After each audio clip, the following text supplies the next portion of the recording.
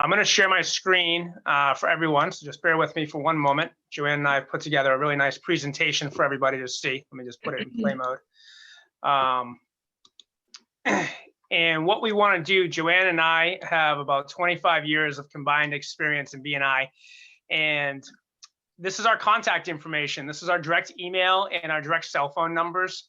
If you want to take a picture of the screen, if you guys have any follow-up questions and want to reach out to us, feel free to email us or call us. We are here for you. We want this to be interactive, so Colleen's going to be help moderating. We're going to try and talk to you for probably the next 30 minutes, have you do some interactive breakout rooms, and then we want you to be putting in questions you might have into the chat box so that we make sure that we answer any questions you might have about networking and networking during COVID. So just a little bit about us, a little bit about our resume. You know, Joanne and I have been, Joanne, you want to take over and just introduce us before I just run? I've already taught like 15 hours. I know. I'm Joanne Toronto. I'm the lesser known half of the Tom and Joanne team, but the more awesome half. So Tom and I started working together 16 years ago. We were just two kids at a college and decided to start the business. We were in Maynard to start. We moved to Weston in 2008, just in time for the market to tank.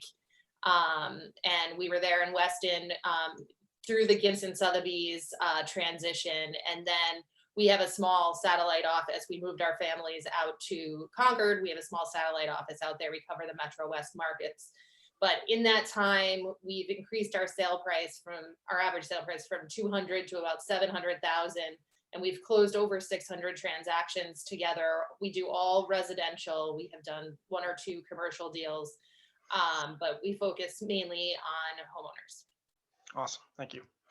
So we want to just open this up to you guys for a couple of minutes and tell us a little bit about what you would like to learn today to make sure that we engage and do what you want. But you know, what has been kind of your biggest frustrations with virtual networking? So just unmute yourself, just say your name and just let us know, what are your frustrations right now with virtual networking? And this is the part where I have to say Bueller, but just don't be afraid. Just kind of. I'll break the ice. So one of my biggest frustrations with, the pandemic and this COVID situation is that, I've spent 16 years building a business on face-to-face interaction. Mm-hmm. And so making a transition has been very, very difficult for me. Would anyone else like to share? I have no idea what virtual networking is. I've never done it. Oops, yeah, exactly. You're doing it right now. Zooming, phone calls. So networking, as Tom and I have done it, is there are a few different kinds. So there is, person-to-person networking, like interacting with your friends and neighbors in the market that you're active in. There's also networking with professionals, other business owners, upstream networking, like networking with CPAs, financial planners, and then networking with people in the parallels of our industry, like home inspectors, closing attorneys, loan officers. And so, building those relationships is ultimately what churns the business. And everybody's business is a little bit different. So it might be based on the school that your kids go to. It might be based on your building that you live in. So what are the things that have become more challenging for you to network in that regard now in our new normal? And just to let you guys know, the purpose of networking is, there's a guy named Jack Trout who wrote a book in the 1980s called Positioning. And what he said was that the goal of any salesperson is to position themselves in the mind of their consumers so that when a need arises, you're the person they think of. And what Joanne and I have developed is we've developed this network, this ring of sphere of influence, as she said, through some categories of clients and symbiotic professionals, where we've positioned ourselves so that when a need arises, those people think of us. And that's really what we're going to focus on today, is how, even though we can't be sitting right in front of you in a classroom and you can't be sitting across from someone in a restaurant, how you can continue to position yourself so that when a need arises, they think of you. Because suburban agents in Cape Cod, North Shore, we've all benefited from dislocation from the city. City agents have struggled because of dislocation, but there will be continual shifting in this marketplace. And we want to make sure that all of our Gibson agents are positioned to really take off into 2021 and protect their business. Joanne and I closed 47 deals this year. 44 were referred to us by someone that knows, likes, and trusts us. And we are in a position where we spent virtually no money trying to find leads. And that's why we're offering this class, so that you can build your business without having to spend any money on leads. Okay. And to continue to meet new people in this environment too, which is a tough thing to do. So we'll jump into it. Unless anyone has anything else they want to share, questions. This is Jared Parker from the Wellesley office. Yeah, great, Jared. How are you? Good, thanks. One of my frustrations, I've been doing this now for 15 years, and one of my frustrations is people always told me you should be a pillar of the community, being involved in the community and trying to help. And that's kind of where I focused a lot of our networking. And I've converted a few, but nowhere near as what I think I should be converting. So that would be super helpful to get some ideas on. Here I am doing the right thing with the Historical Society or youth hockey or youth sports or select board members, whatever it is, but I'm not converting more than I should be converting more. Okay, that's great. Excellent. Anyone else? Hi, this is Amanda from the Brewster office. Hi. Hi. So I'm not new to real estate, but I'm new to Gibson Sotheby's, and I'm working with a mentor right now, and they have a program in our office, which is really great. And the thing that I've noticed, kind of speaking to what Jared just said, is that trying to get myself now involved in the community. I came from a very small mom and pop brokerage, but now to be known as Amanda Marie with Gibson Sotheby's, it's been really hard. I focused this entire week so far on SOI and things like that, and trying to get involved with a local board or board of directors or volunteer somewhere. And I'm noticing that because everything's done virtually, it's really hard to even have a nice formal introduction with someone because there's no handshake, there's nothing in person. So I guess I would be looking for tips on how to approach the subject with a new volunteer opportunity or a new board. Awesome. All right, that's great. Thank you for you guys for sharing. We'll kind of cover those and talk a little bit about that. Let me see here on this. All right. So Joanne, you want to talk to them a little bit about we just want to kind of cover this in forms of networking. I'll let Joanne tell you a little bit about this. Yeah, so we've been focusing on a lot of different things, just trying to see, what works for us over the last 8 months. And, during the last few months, mask to mask, going for walks with people outside, wearing masks, social distancing in a restaurant setting, social distancing in people's driveways. I've been doing that quite a bit.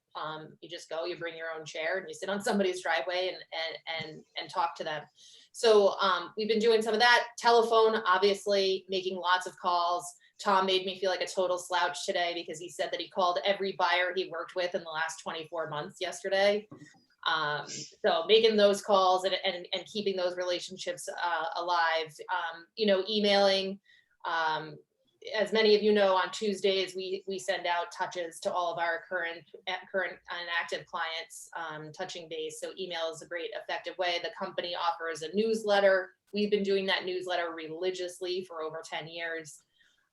Text messaging has been a great way to touch with people, especially people who have young families that it's hard to get them on the phone. That people love a text message. So just sending a quick text and saying, hey, what's up? Social media has changed a bit.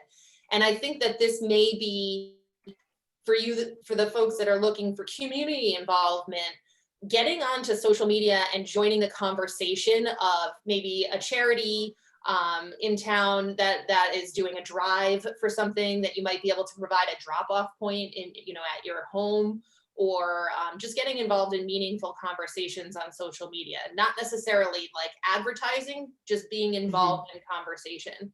And then obviously video conversing. We've been doing a ton of Zooms, just, hey, you want to grab a coffee, hook up to Zoom, have a nice conversation. People are very willing to do that at this point, and it's a very efficient way of chatting with people. And I've made about 75 phone calls in the last 2 days, just kind of calling people. And I will tell you, folks have been very receptive because I'm getting the sense that they are overwhelmed with email, text messages, and video. they're feeling lonely, and they're loving to hear from us. And we'll talk about what to say, because the number one question people say is, well, I'd call them, but I haven't talked to someone in 2 years. I don't know what to say to them. And that's what we're going to kind of cover today as well to help you out with that. Thank you, Joanne, for sharing that. Let's see here. So every relationship that you have begins with building rapport. All salespeople know this, but something, a little technique that we wanted to share with you. And think of Ford, the car dealership, but what it begins with is family, occupation, recreation, and dreams. And so what I've been doing is I've been calling clients and just saying, hey, how's the family? How you guys doing?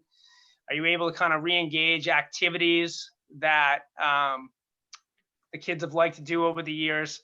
And then, you don't have to touch all 4 of these in a conversation, but Joanne and I wanted to give you a little technique, a little script that you can make your own for making phone calls or emails or face-to-faces. And one of the things that I've been playing around with when calling people is I've been saying to people, what is that dream vacation that got canceled because of COVID? And people just talk and you just listen. I just taught a 4-hour course for the Mass Association of Realtors on networking, on negotiating. And one of the big things we talked about was being a great listener, and being a good negotiator and a good networker fall very close together. And they rely on the same skill set, asking a great question and then listening and then acknowledging. So when you call somebody, ask them how the family, if they don't have a family or they're just single, whatever, ask them, what was that great vacation that got canceled this year? And, tell me what you're doing instead. I've also been asking people, in regards to their occupation, how's working at home going? What changes have you had to make in your house? This is in particular when you're calling clients. When you're talking to other professionals, ask them about what they're doing to blow off steam when they're not working and sitting in front of their computer or making phone calls. People love to talk about this stuff. And I think these conversations are less productive in a pre-COVID world because people want to talk about business and how you can help each other grow their business. But I think that there's been a shift in, what is considered acceptable and productive conversation during COVID because, we're all trying to help each other. We're all trying to pass referrals, but it's checking in with the people and their lives that really goes a long way, as opposed to just trying to stick to how can I give you more referrals? How can you give me referrals and so forth? Yeah, and I always try to ask people if there are any service professionals they need introductions to. Do they need plumbers, electricians, lawyers, whatever? And then I always try to sneak in the fact that we've had a banner year. A lot of it's been because of referrals, and just want to thank people for thinking of us. And, I was on a call yesterday for CRS, and they were saying that most people don't want to talk to you for more than 5 minutes. So 3 to 5 minutes phone calls. I mean, think about it. You can make 20 phone calls in an hour, if you're doing it 3 minutes. And so this doesn't have to be laborious. So you can get it done. I'm done after this call with you guys, taking the rest of the day off. Started my day at 6:45 for my first Zoom call and ending it here. So half a day, and it's very productive. So, I already have a lawyer who I called today who said he has a listing for us for 1.3. And I had a buyer I was speaking with yesterday, and he's like, I got a colleague. He's like, it's funny you called. I have a colleague I wanted to refer to you. How would you like the introduction? And I was like, send me their contact info and give me an email introduction. So just kind of getting yourself out there and staying in front of people is huge. So I hope this little model makes this so much easier. And if you can just practice these 4 steps, your networking will take off. Okay. So we're going to do a quick breakout room. This was the interactive part. Colleen, you're still with us. So Colleen, what I'm going to ask you to do before we send people off into breakout rooms, what we're going to do, guys, is we're going to break you up into rooms with 3 people. And we want you to go around taking turns with the Ford model. And so we're going to do about 5 minutes, and then we're going to come back and discuss what we learned. But what we want to have you do is each person in about 90 seconds, you should be able to question somebody. So, I'm just going to say, hey, Joanne, how's your family doing? Answer the question, Joanne. It's My family is good. My kids are downstairs watching YouTube. Great. So, you know, it's as simple as that. Just ask people how their family's doing. Ask them what their niche real estate market is. Do they have a specialty? Are they condos, waterfront? Like what's their specialty? What do they like to do when they're not working? And what's a dream? What's a reason that they're in this business? And in 90 seconds, if you're asking those questions, you should be able to have a good engagement. And we want everyone to have a chance to go around asking some questions and answering some questions. So Colleen, if you can put us into some breakout rooms in the next 5 minutes, we'd love to let everyone kind of just get to know someone else new a little bit better. So Colleen's just going to put you in. And, you know, I was telling them both that about 25% of our business, the Tom and Joanne team, is agent to agent referrals. Right. So, you know, we got a nice paycheck yesterday from Don Mancello and Lynn Mancello. We referred them a sale down in Situate. So, you know, doing this type of collaboration is super, super important. So I'm just going to pull my screen share back up. So bear with me. We got bumped. It always bumps out. So I'm just going to start it up again. But did everyone enjoy that? Was it easy to do? Was. Hi. Awesome. You went by too quickly. Yes. Good feedback. Well, listen, we're on a clock. We want to have you out of here by 1 p.m. Okay. So I got my clock going. As you can tell, Joanne and I are very kind of A-driven people. So what we want to do now, we've talked about the forms. Sure, that's as soon as she can get in. Oh, hold on just a moment. So we've got to, can everybody mute themselves if they're not Tom and Joanne? Yeah. Thank you very much. So far we've talked about the forms of network, the kind of mediums of networking, which are face-to-face, telephone, social media, and so forth. We've talked about a little technique to use to break the ice, so that when you make these calls or do these emails, it's really helpful for phone calls and face-to-face with this Ford model. Now Joanne and I want to talk about creating a plan. How to create a plan to set forth and implement, because you have to be intentional with networking. You should be writing it into your business plan for 2021. We had an awesome call a couple weeks ago with Matt Ferrara talking about getting your business plan done now so that you can kind of launch into 2021. So we want to be intentional, and you want to set aside for people. So we're going to talk in our next segment here about who these people are and how to kind of make this plan to reality so that we can fill your pipeline. So Joanne, why don't you talk to them about who the people are that they should be talking with? Yeah, so your networking efforts, you know, this somewhat overlaps with prospecting a bit. And, you know, you want to make sure you stay networked with your clients, right? So when you're working with people actively, it's genuinely the easiest time to be able to make connections with them because you're talking to them regularly and you're at the top, you know, you're on their mind. So keeping in touch with current, past, and prospective clients. You want to upstream network. So people like CPAs, financial advisors, wealth managers, in BNI language, we would call those like chickens because they're going to lay a lot of eggs. So finding some chickens to network yourself with, tell them how are you different? What are you, this is a perfect time to differentiate yourself from your competition, because you're actually kind of stepping out of the COVID bubble and saying, hey, I'm here, I'm actively working, I'd love to build this relationship with you, and here's, what I could do for your business. Transaction partners, so closing attorneys, lenders, home inspectors, those are great people to network with. Ask them for partnership on things, to team up in some prospecting efforts, maybe. Hosting some kind of online events or educational sessions is a great way to work with those people. Then working your personal sphere of influence. So I was just in a breakout room with Paige, and she was talking to me about how she lives in Brookline and she took a walk with a past client yesterday. She's been doing fitness networking. So she's involved in some fitness groups that were doing Zoom all through the pandemic shutdown.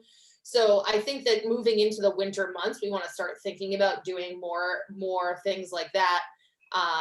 But interacting with people at your church, people who are in your life for hobbies, golfing is, an outdoor activity that can be done. We've had some great weather. And then the last group, which is arguably, one of the most important groups, is networking with other real estate agents. Doing the breakout room today was supposed to be a practice, but it's also purposeful because I've never had a conversation with Paige before. And I'm sure you guys had conversations with people that you haven't chatted with before. And getting to know that this company has such a big footprint, getting to know the people in this company, it should be on everybody's list of things to do in 2021, because the more we network with each other, the more results we will have. And I promise you that there are referrals being passed through this company, and you should be part of it. And I just want to add that if you're like Jared Parker, you talked about being on boards and how to get more out of your boards and stuff. So a couple of things I think are important is that Zoom allows you to put a name on your screen. So my name says Tom Matthews, Realtor in Concord. And it pops up everywhere. I was on a call with a bunch of my friends from UMass, and they were all making fun of me. But they all know that I'm Tom Matthews, the Realtor in Concord. And wearing your Realtor pin on all of your Zoom calls and all of your interactions, because that way I don't have to say, now I have two visual cues for people to see, for them to create that top of mind awareness of what I do for work without having to say anything. And the devil is in the details. And, we talk about this a lot, and you really want to make sure because we're going to be, stuck with this virtual networking environment for at least the next 12 months, until a full vaccination is out there and everything else. So little techniques that we can do to help you make more money is our goal, because Joanne and I have thrived to build a business where all of our business comes from people that know us, like us, and trust us, want to refer us, and would like to see us make money. So that's the goal with today, with why we're spending this time with you today for the next half hour. So we're going to let me just move this along for you. So it's important to map out your networking. So here you have a calendar of a given month, and you want to really map this out so that people say, if any of you have read Jack Canfield, he wrote Chicken Soup for the Soul, but he also wrote this great book called Success Principles. And in Success Principles, he says that goals without a plan are like wishful thinking. So you can have a goal, but if you don't have a plan put in place, it's like wishful thinking. And what we want to do is make networking intentional and to give you a plan so that you can generate business. Because as anyone knows, if you're paying $700, $800, $900 a month for Zillow leads, and you contact that Zillow lead, you're chasing them, you're hitting it hard. But if one of your trusted advisors or past clients says, hey, call Paige or call Joe or call Doug, and you call that person, it's going to be very welcome, very warm, and they're going to engage you much more easily. And you spend less time selling and more time counseling. So Joanne's going to walk you through. This is a sample networking schedule that we put together for you guys to learn from. This is just an example. You pick the times that work best for you, but Joanne, why don't you walk them through day by day? Yeah, so I think being intentional and mapping out the time for your networking, time blocking, we know that the most efficient people, they time block for everything. So I think time blocking, if you talk to any KW agent, they have time blocking for this type of thing.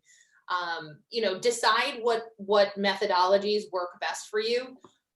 In this particular one, we're talking about, between 9 and 11 a.m., on Mondays, calling all current clients and past clients. So it could be a mix. It could be 5 calls, it could be 25 calls. It's whatever you want to get out of it and however much time you have and how deep you want to be in these conversations. I would recommend leaving people voicemails. If you're calling people during the workday, maybe that's not the best time to be calling your past clients. Maybe the best time to be calling them is at 5:30, or 5:15. when they're finished up with their workday. So you decide for what your client base is. You know, on Tuesdays, you could do from 9 to 11 upstream networking Zooms. I think that when you're doing business networking, Zoom is very well received. So if you send an email out to, you know, a CPA or your own CPA, and you say, hey, would you want to just chit chat for a few minutes? Just set up a Zoom, and Zoom is $15 a month for the subscription. So if you don't have one, you really should.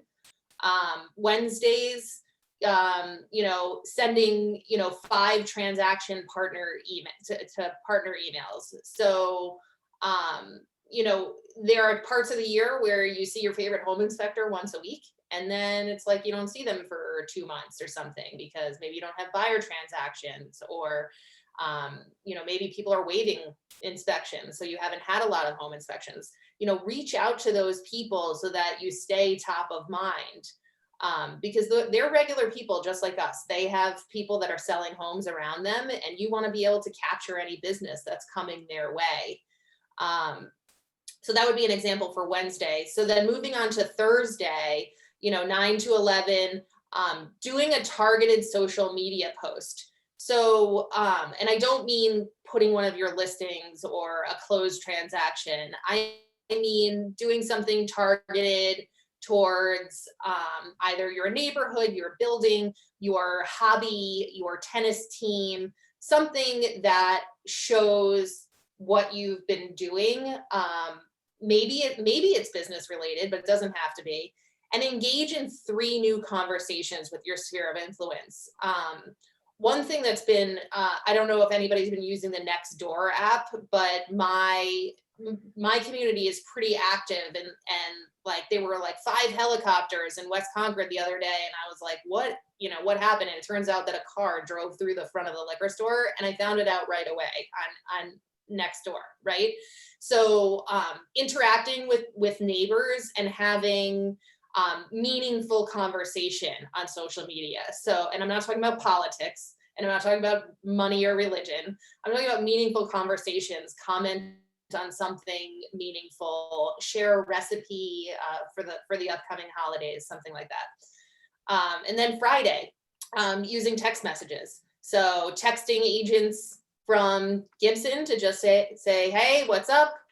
Text agents in other markets that you've met in the past, you know, that you know, you've met at conferences or other classes, or maybe people you've worked with previously at other companies. And it's okay to network with people who are in your own market.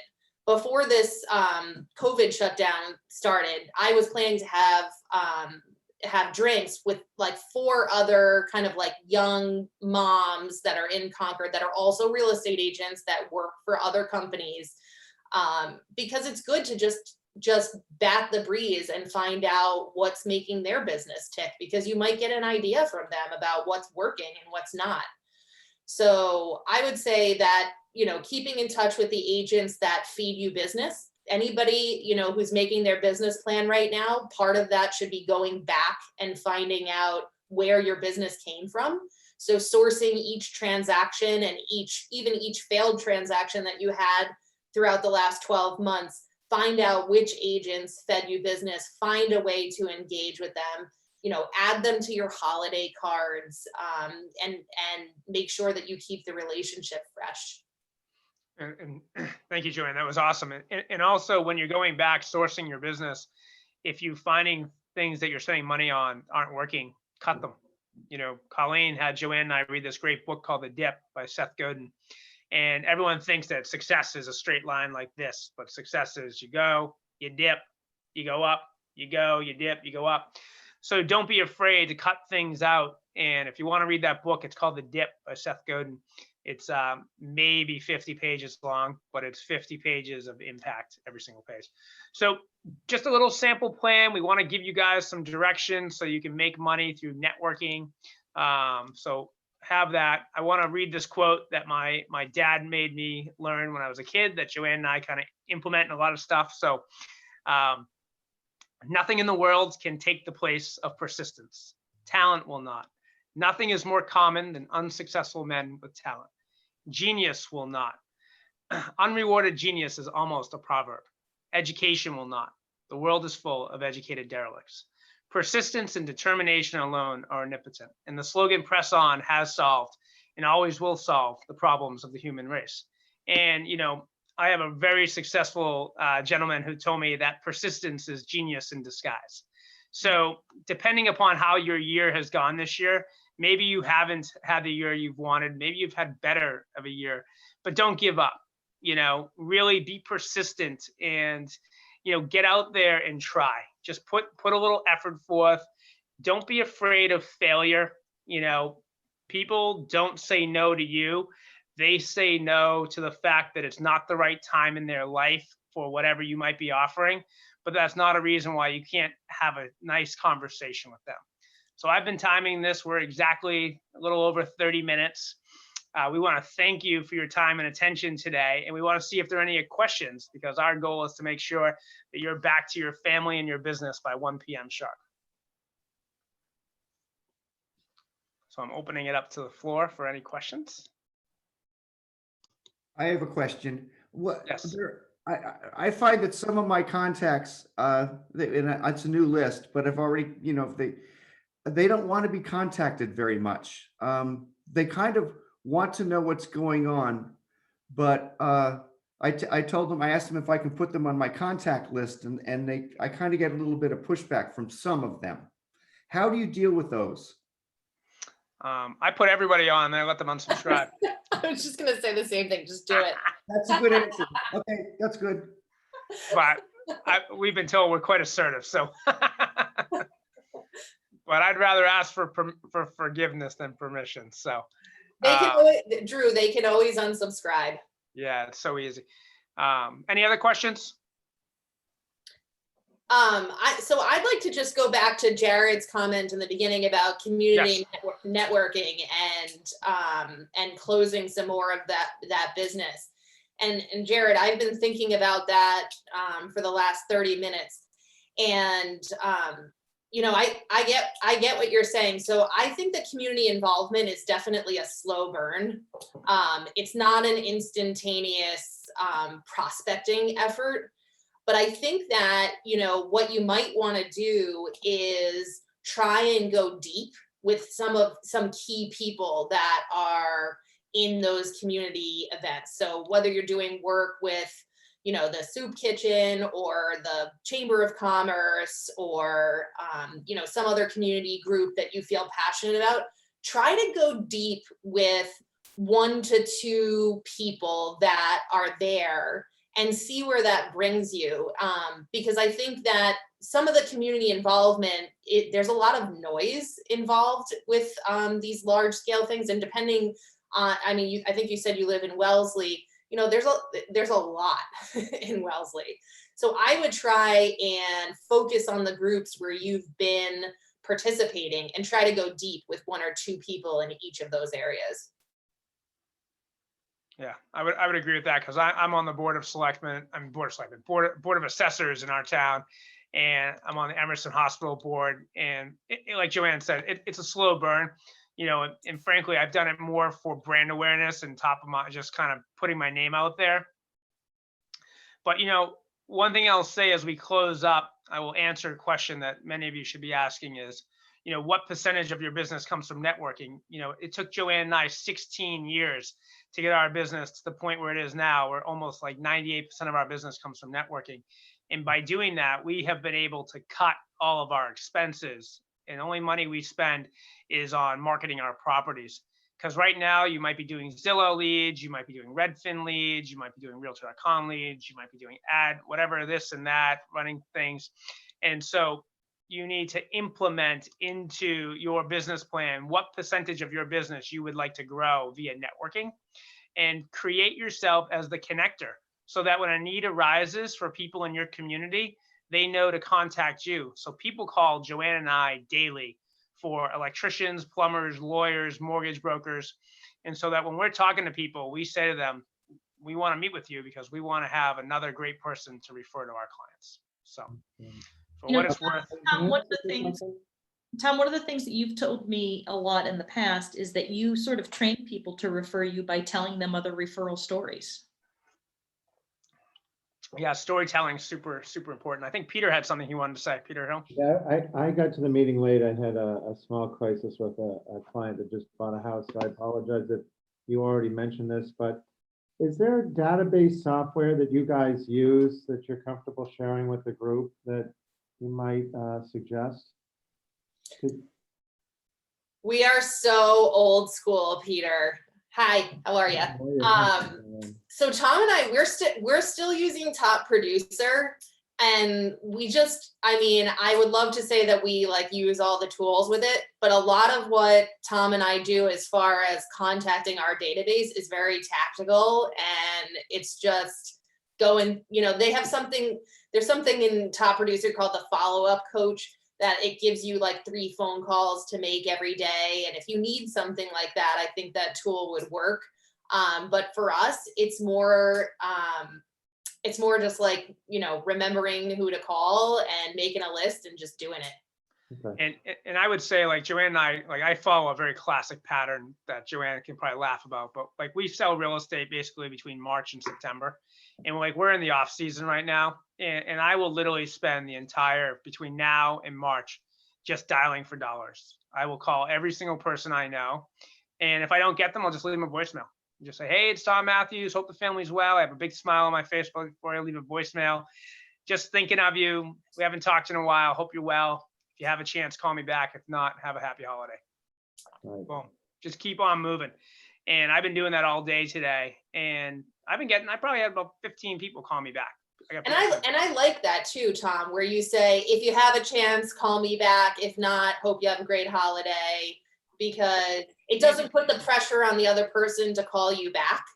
And I think that for a lot of people, it's the touch that matters, right? Yes. So it's not necessarily the conversation, it's the touch. Yeah, most people are alone. I mean, I'll tell you, the biggest thing I'm seeing right now is most people are lonely. They're working from home. They're not engaging like they normally engage. They're stuck behind a computer and they just want to talk to somebody. If both spouses, if they have kids at home, someone's doing homeschooling and they're just not having meaningful conversations. So literally all you have to do is say hello, how are you doing? And then be quiet and listen. So, I mean, the best tool I can recommend to everyone is just pick up your telephone and just start dialing people. Put a headset on and just fill that pipeline, because there are a lot of realtors in our business and super important. So. Hi, it's Catherine Cranenberg, Tom and Yes. Joanne. Thank you so much. I did join a little bit later, but Colleen has shared some things with me prior to this, but I wanted to ask 2 quick questions. Do you use like a dialer app for numbers? Okay. And then the other question is, what do you spend on your social media budgets? Tom is our social media guru. Huh? I said Tom is our social media guru.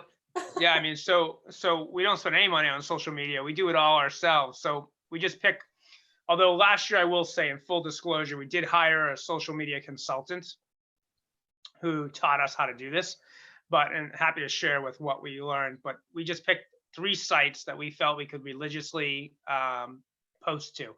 So for our team, we do Instagram, Facebook, and LinkedIn. Mhm. And and what we do is we post engagement about the real estate business. We do a little bit of it about our families, pictures of our kids and stuff. And then we make other people the spotlight of our social media. So like, say for instance, you have 2,000 people that follow you on LinkedIn, and you have a client or a friend, you go and snap a picture of their Facebook picture or something like that, and then post it on LinkedIn and say, just had a great massage at Sam's facility. Highly recommend Sam. You tag them in the post and you put it out there. And what can happen is that everyone in Sam's network will see your social media, and then all your people see it, and you're doing good by somebody else. It's a great way to leverage social media and to put that out there. So we're done. We will stay on and answer any questions if anyone has them, because I don't want to tie anybody up. But if anyone wants if you have questions about networking or marketing or anything, we'll stay on for a couple minutes and you can just fire off Thank you questions. very much. Yeah, you're welcome. Because we teach a lot of classes. I teach 2 GRI classes for the Mass Association of Realtors, and do a lot of webinars. So if you have questions, specific questions that might be able to help you, just ask questions. So more examples for social media. Is that the question that I see?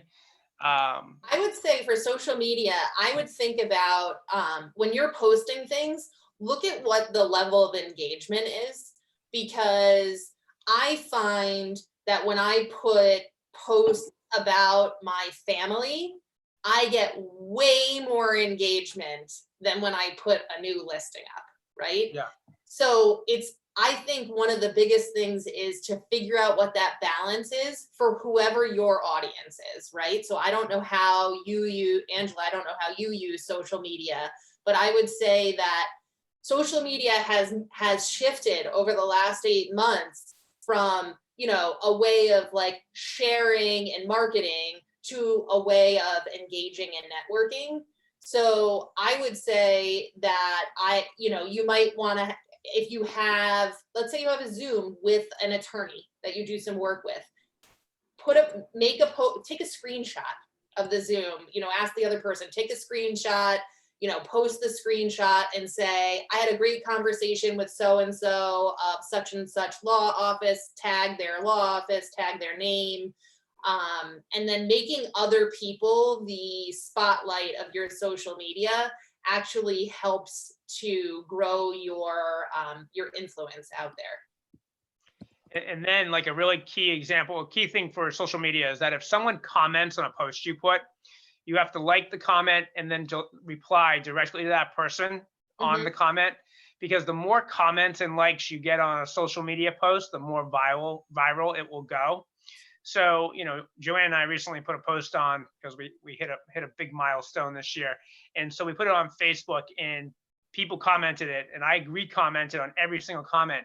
And by the end of it, we had like 60 comments, and that thing just kept spiraling out of control. And that's kind of, for no additional cost, is a great way to take social media and create that brand awareness. Because as I'm making these calls to people, one of the things that's resounding to me is that a lot of people are saying to me, hey, saw on Facebook about your accomplishment this year, congratulations. And so that's like great feedback, because that tells me that our sphere of influence is watching, even though they may not be engaging. I started to do some IGTV lives where I interview other people in my industry, like interior designers or lenders or home inspectors. And then we have a dialogue and we kind of talk about a few things that, people want to know about. And so I'm trying to do it on a first Friday is kind of my pitch. So that's something new, but I'm still getting comfortable on video, on live. You can also do it on Zoom and then broadcast it. Yeah, you can broadcast it onto IGTV. I know you can broadcast it onto Facebook. I'm not sure if you do IGTV, but that's another. I mean, I just think doing something. You can do YouTube as well. I think just doing something and helping promote other people, and just video is great. Yeah. What office are you out of, Catherine? I am. I'm out of the Wellesley office. I moved here from the DC Sotheby's. Okay. Like Awesome. 3 years ago. I live in Newton, and I took a really powerful, intensive sort of boot camp Instagram course this summer, when kind of at the end of COVID, I kind of dove into it because I was using it more passively. Yeah. And I wasn't getting the engagement. And then I started, moving towards what's in it for them and thinking about, they want to know about my listings, but they also, as you said, want to see sort of your personal side, and then just like trends, whether it's, market trends or fun trends, and then I do a lot in stories. So I've just been sort of trying to master that one, which of course attaches to my Facebook business page. So when I post on Instagram, it goes there. Awesome. But thank you. Catherine, what's your last name so we can find you? So my IG handle profile is Catherine Cranenberg Realtor. And then I grew like 500 people after this course. Cool. And one of the things I've learned, which is building on, you know, the likes and the comments, is when you comment. So when you post something, within the first hour of posting is usually when you get your comments. So you want to kind of stick around. And then when they comment and say they like something, you can go into the DM and say, oh, thank you for liking it. What was your takeaway? Or when someone comments, you can comment back by asking a question, which keeps the algorithms up, right? So that's what these are some of the tactics that I'm learning. So, and I'm fairly new in the Newton market. And there's some very established agents here. So I'm using this as my sort of unique platform. Awesome. Yeah. Gotta have your unique selling platform proposition. I mean, everyone's on their computers, right? So I figured Yeah. now's a good time. So thank Absolutely. you for No. your, I joined late. So if there was any slides, I may need to ping you and get those. So thank Yeah, you. we can send those along. Any other questions, engagement? All right, I think we'll jump off then. Colleen, thank you very much for hosting today. It was fabulous. Thank you so much, you guys. I appreciate it. Thank you, All Colleen. right. Thank you, Colleen. Appreciate the opportunity, everyone. Take care. We'll see you all soon. Bye. Bye-bye.